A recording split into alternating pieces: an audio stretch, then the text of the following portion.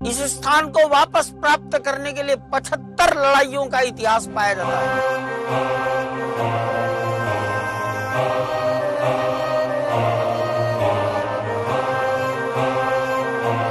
ये मंदिर हिंदुस्तान के सम्मान की पुनर्प्रतिष्ठा का मंदिर है।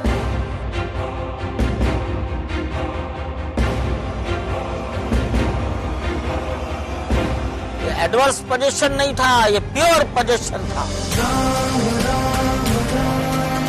श्री राम राम राम श्री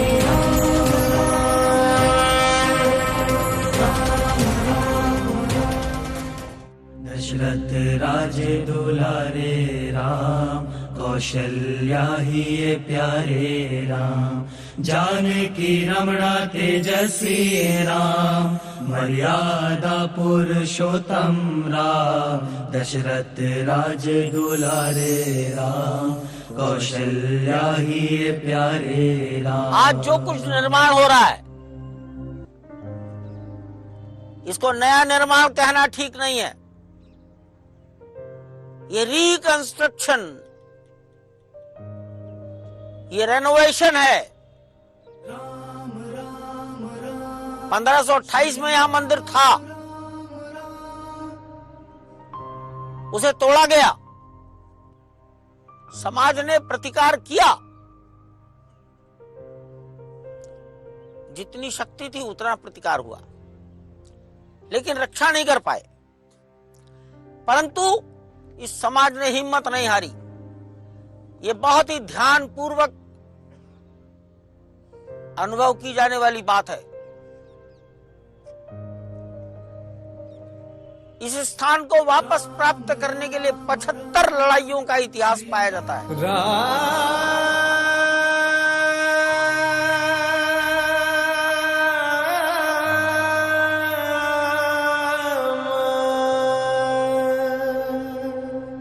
अब 450 साल में 75 लड़ाई,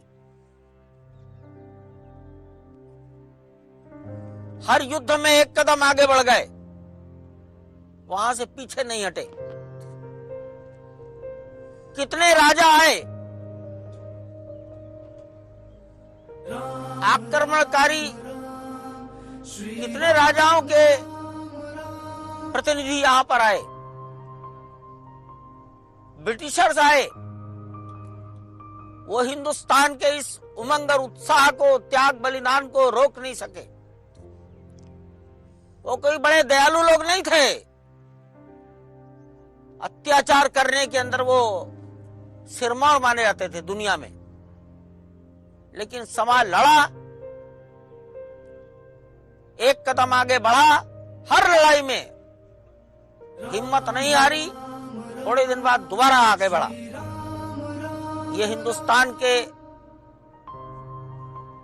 धैर्य का, स्थायित्व का परिचायक है। अनेक बार टूटा ही होगा, लेकिन अंतिम बार तो 1528 में टूटा है। इसलिए जो पहले था उसका निर्माण किया जा रहा है।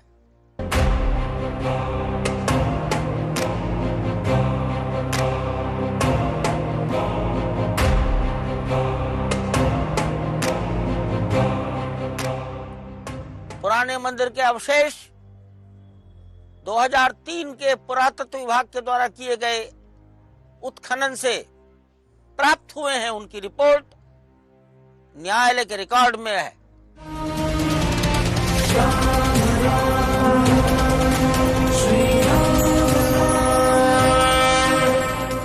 स्कंद पुराण, उसमें एक वैष्णव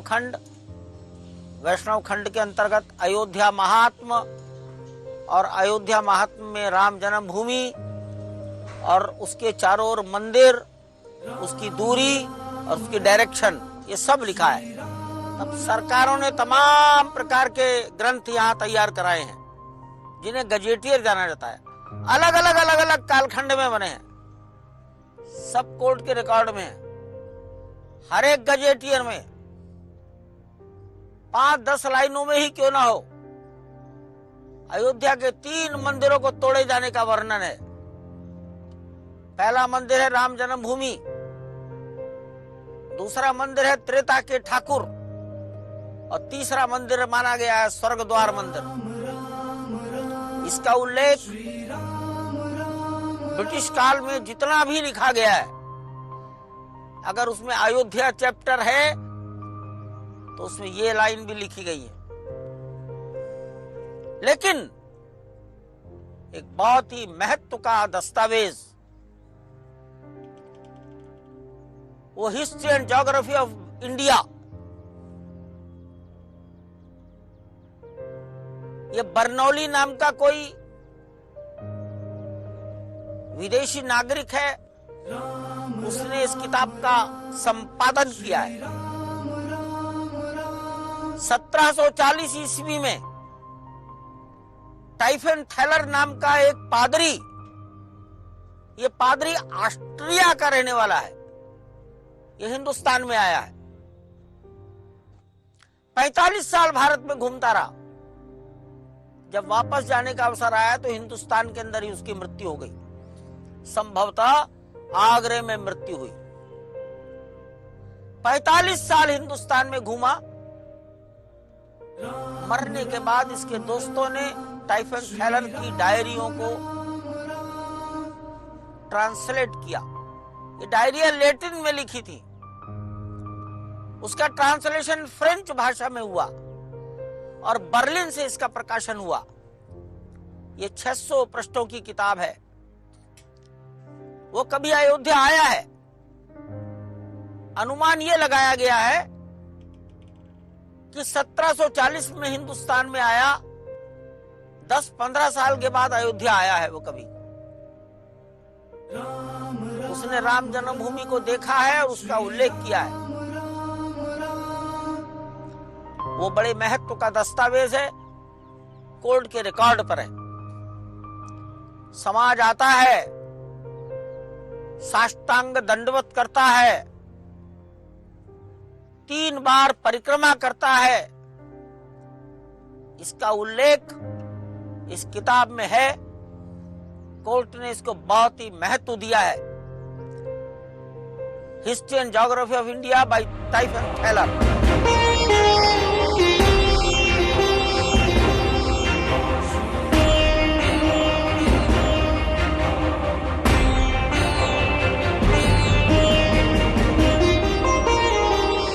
मैंने आपको अभी बताया 75 लड़ाइयां हिंदुस्तान के अयोध्या की जनता ने, अयोध्या के महिलाओं ने, साधुओं ने, पास पड़ोस की रियासतों के राजाओं ने 75 लड़ाइयां यहां लड़ी हैं। अंतिम लड़ाई 1934 में हुई है। राम राम राम श्री राम राम। क्यों हुई ये मैं बता सकता हूं, मैं इतना ही कह रहूंगा। अभी 1934 में लड़ाई हुई। 22 दिसंबर 1949 की अर्धरात्रि, 22 और 23 दिसंबर के बीच की रात्रि को भगवान का प्राकट्य उत्सव मनाया जाता है। वो कब्जा आज तक बरकरार है। उसी कब्जे को विजय मिली है, उसी के आधार पर यह मंदिर बन रहा है।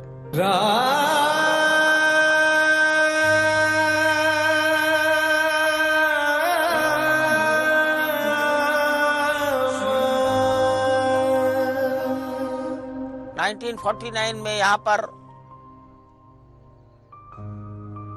के नायर नाम के सज्जन डिस्ट्रिक्ट मैजिस्ट्रेट थे। ये है अंत। समाज ने उस मूर्ति की रक्षा की। रात दिन कीर्तन, रात दिन 24 घंटे अखंड कीर्तन। 23 दिसंबर 1949 से लेकर ढांचा गिर जाने तक 6 दिसंबर 1992 तक बूढ़े, नौजवान, सरकारी कर्मचारी सबने अपनी अपनी पारियां तय कर ली थी। ठाकुर की रक्षा प्रशासन ने उस ढांचे पर ताले डलवा दिए थे। भगवान ताले में बंद हो गए थे, जनता बाहर से ही दर्शन करती थी। सरकार ने एक रिसीवर बैठाया था। शायद पहले रिसीवर का नाम है प्रियादत्त राम।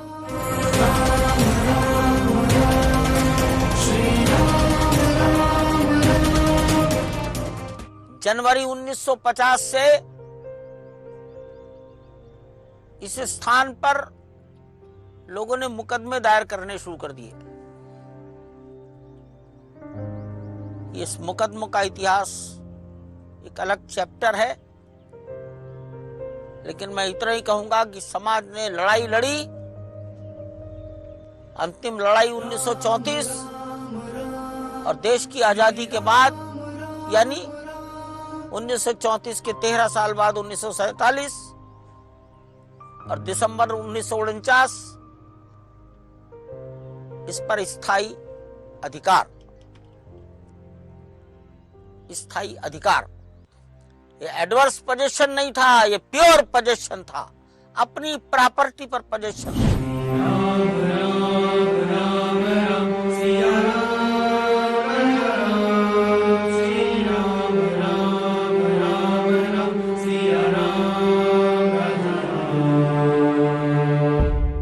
दिल्ली के विज्ञान भवन में एक देश भर के प्रमुख साधुओं का सम्मेलन हुआ था 2 दिन का। अप्रैल 1984 तब विचार हुआ इसका अध्ययन किया जाए। इस लड़ाई को लड़ाई नहीं मानना, इसको यज्ञ कहा गया। नाम दिया गया था राम जन्मभूमि मुक्ति यज्ञ। यज्ञ समाज की भलाई के लिए होता है, ये देश के सम्मान के लिए था। काम शुरू हो गया। लड़ाई का पहला बिंदु था ताला खोलो। भगवान ताले में बंद है 1949 से। अंततः 1 फरवरी 1986 को जिला न्यायाधीश श्री के.एम. पांडे, आज वो शायद जीवित नहीं है, उनके आदेश पर ताले खुले। यहां पुलिस के अधिकारी हुआ करते थे सरदार करमवीर सिंह, एसएसपी थे वो। ताले खुले, अयोध्या में शांति बनी रही।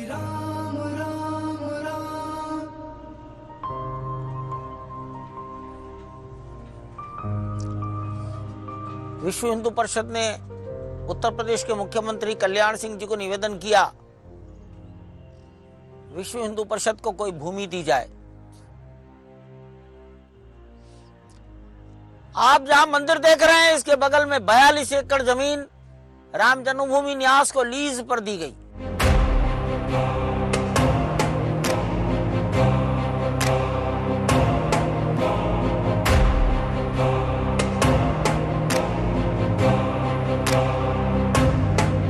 यहां पर लेवलिंग कराया गया, जहां मंदिर बन रहा है वहां लेवलिंग हुआ है। टीले थे ऊंचे ऊंचे। लेवलिंग करते समय एक बार मशीन का पहिया किसी गड्ढे में गिर गया। खैर जेसीबी मशीन तो बाहर निकल आई, उस गड्ढे में से तमाम विशाल पत्थर निकले। वो पत्थर बहुत दिनों तक यहीं रखे रहे। बाद में पुरातत्व विभाग ने उसको राज सदन में रखा। आजकल वो सरयू के तट पर अंतरराष्ट्रीय श्री राम संग्रहालय में उपस्थित है। वो सारे पत्थर रखे हैं वहां। ये घटना है जून 92। मुझे नहीं मालूम, मैं अंदाज से कहता हूं 40 या 45 पत्थर हैं। वो नक्काशीदार हैं।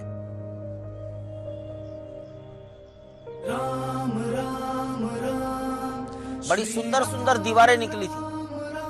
सब जून 92।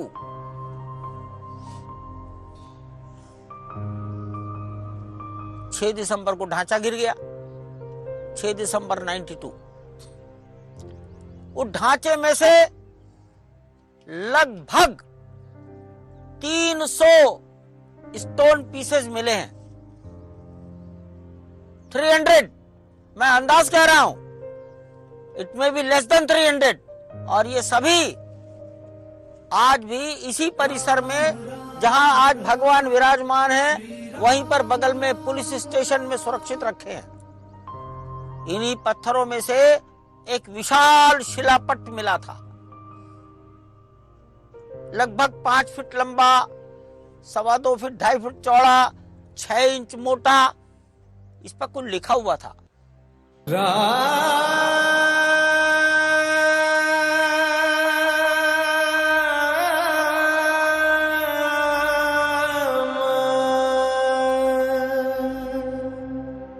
नौजवान लोग कंधे पर उस पत्थर को उठा लाए, थक गए, यहीं से ले गए थे उठाकर, और थकने के कारण वो गिर गया, एक कोना टूट गया। वो सब मौजूद है यहां पर। वो शिलालेख, सुधा मलैया नाम की एक लड़की थी, उसने उस शिलालेख के फोटो लिए, सुप्रीम कोर्ट में एप्लीकेशन दी गई। वो शिलालेख गवर्नमेंट ऑफ इंडिया ने पुरातत्व के लोगों से पढ़वाया, on the direction of supreme court. वो शिलालेख मौजूद है, लगभग 280-290 पत्थरों के पीस भी मौजूद हैं। ये दूसरी बार निकला है। उस शिलालेख में सोने के कलश वाले विष्णु हरि के मंदिर का उल्लेख है। अयोध्या के वैभव और सौंदर्य का वर्णन है। यहां कितने कुंड थे उनका वर्णन है, और ये मंदिर जिसने बनवाया उस राजा के वंश का वर्णन है। और विष्णु हरि की विशेषता बताते हुए कहा गया है, जिन्होंने दशानन का मानवर्धन किया। उस 20 पंक्तियों का संस्कृत शिलालेख है, छंद रचना है, कोर्ट के रिकॉर्ड पर है सब। तो ये जमीन में से ये सेकंड एक्सकवेशन है।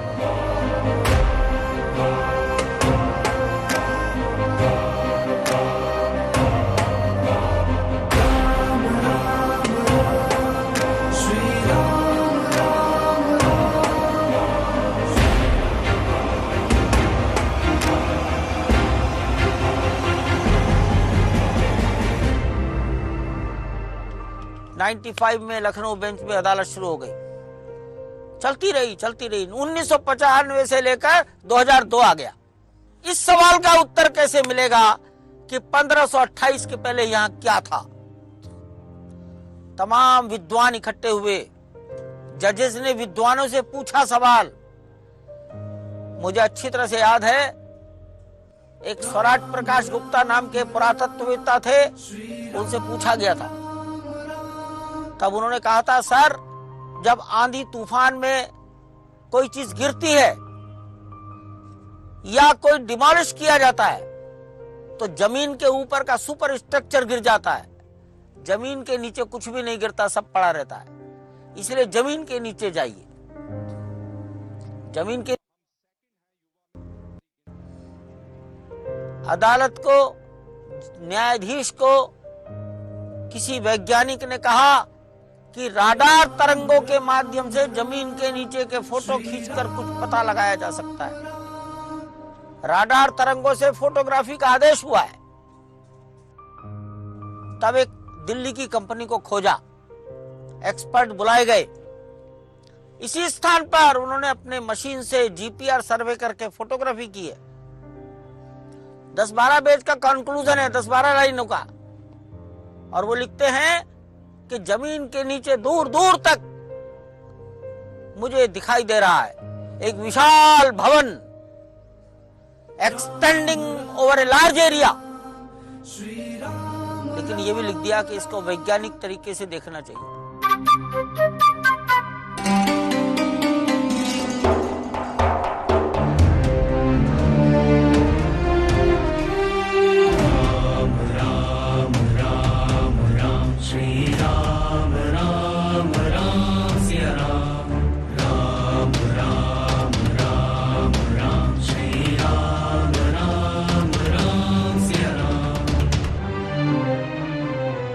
तो जमीन के नीचे जब दिख रहा है तो 1528 के पहले कुछ था। तब एक्सकवेशन का ऑर्डर हुआ है। और ये एक्सकवेशन भारतीय पुरातत्व सर्वेक्षण विभाग ने किया है। ये सर्वेक्षण 6 महीने चला है। इस सर्वेक्षण का देखभाल करने के लिए 2 डिस्ट्रिक्ट जज ऑब्जर्वर नियुक्त किए गए। संयोग ऐसा था, कोई किसी पर भरोसा नहीं करता था, तो एक डिस्ट्रिक्ट जज हिंदू थे, दूसरे मुसलमान थे। मजदूरों में भी हिंदू और मुसलमान का परसेंटेज कोर्ट ने तय किया था। एक्सकवेशन की साइट में एंट्री करने के लिए सबको पास दिए गए थे, सबके सिग्नेचर कराए जाते थे, और ये कहा गया था जहां जहां राडार सर्वे हुआ है वहीं फोटोग्राफी करनी है, वहीं एक्सकवेशन करना है। उस एक्सकवेशन में जो कुछ प्राप्त हुआ वो तीसरा पार्ट है, वो भी सब सुरक्षित रखा है। जिन चीजों को हटाया जा सकता था वो हटाए गए, और जो नहीं हटाए जा सकते थे वो जमीन में ही समा गए।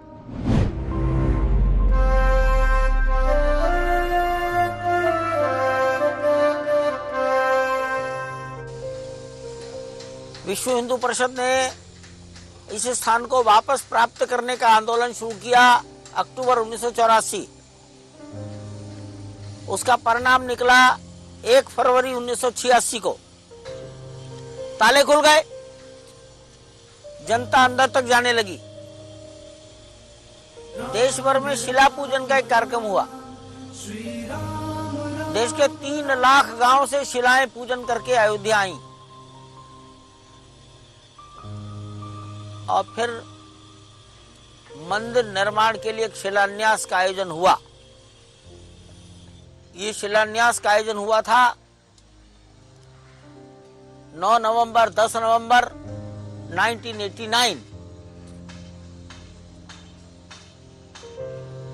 नापतोल की गई थी। उस समय जो मंदिर बनना था उसके डायमेंशंस लिए गए थे, और तब उस समय के मंदिर के आकार के अनुसार मंदिर के दरवाजा सिंह द्वार के बाएं खंबे के नीचे शिलान्यास हुआ था। यह शिलान्यास कामेश्वर चौपाल नाम के एक व्यक्ति ने किया था, जो बिहार के रहने वाले थे, सुपौल के। आज की जातीय रचना में वो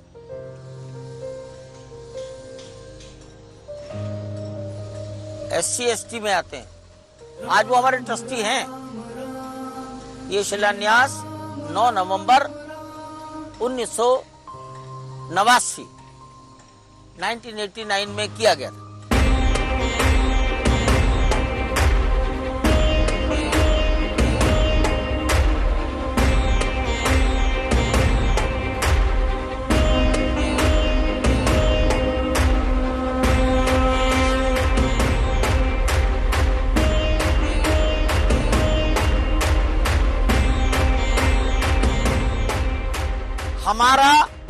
हमारा पहले दिन से भरोसा था कि अगर ये लड़ाई सत्य के ऊपर आधारित है तो विजय प्राप्त होगी। सत्य यानी, सत्य का अर्थ है कि वहां एक मंदिर था, वो मंदिर एक विदेशी ने तोड़ा।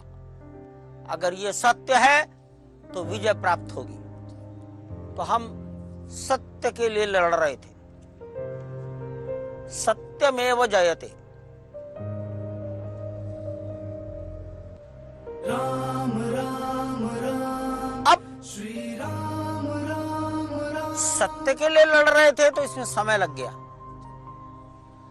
इस सत्य को जब अदालत ने समझ लिया कि हाँ यही सत्य है, तो पहले हाई कोर्ट ने फैसला दे दिया, तो सभी लोग अदालत हायर कोर्ट में चले गए, सुप्रीम कोर्ट। उन्होंने सत्य को स्वीकारा, सत्य को स्वीकारा। तो ये सत्य की विजय।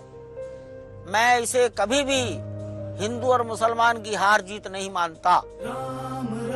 मेरे मन में कभी ये विचार नहीं आया कि इस निर्णय के कारण कोई एक जीत गया और कोई एक हार गया। मैं सदैव यही सोचता था कि एक सत्य है, उस सत्य को सब लोग समझो और स्वीकारो। मुझे लगता है सत्य को सबने समझा और स्वीकारा। ये किसी को पराजित करके अपमानित नहीं किया गया है। इसलिए हम जीत गए, आप हार गए, इस विचार से मैं सदैव बाहर रहा हूं और सत्य को समझ लिया, इसलिए निर्णय आ गया। अदरवाइज सर्वोच्च न्यायालय का निर्णय माइनॉरिटी मेजॉरिटी हो सकता था। तो सर्वोच्च न्यायालय का निर्णय यूनानिमस, 5 न्यायाधीश यूनानिमस, ये बड़ी महत्व की बात है।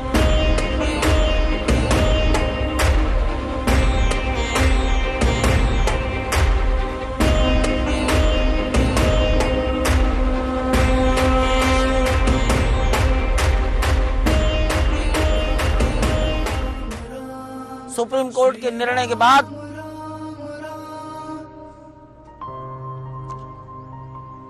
सरकार ने एक नया ट्रस्ट बनाया, सुप्रीम कोर्ट की डायरेक्शन पर बनाया। ट्रस्ट ने अपना काम शुरू कर दिया। मंदिर निर्माण के लिए धन इकट्ठा करने के अभियान को हमने समर्पण अभियान कहा गया। दान संग्रह नहीं करना, भगवान का घर बन रहा है, जो कर सकते हो करो।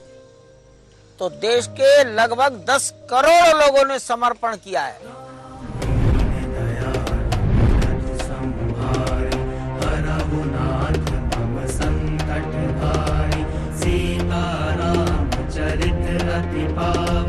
मधुर सरस और अति मन भावन।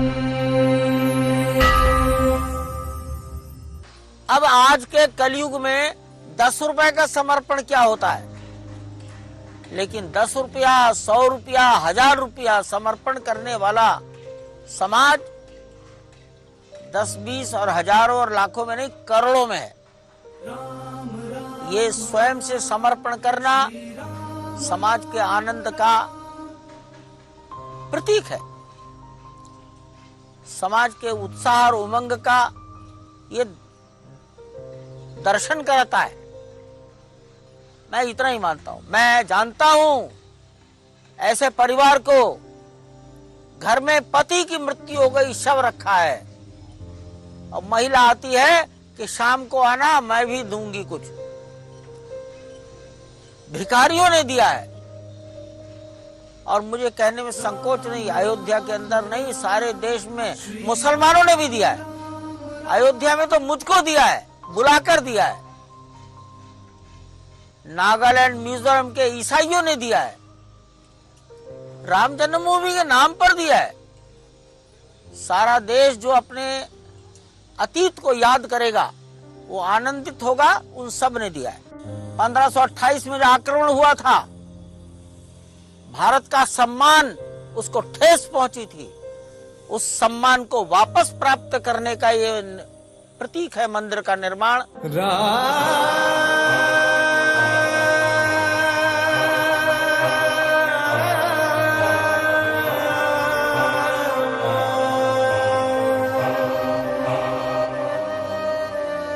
कि ये मंदिर हिंदुस्तान के सम्मान की पुनर्प्रतिष्ठा का मंदिर है।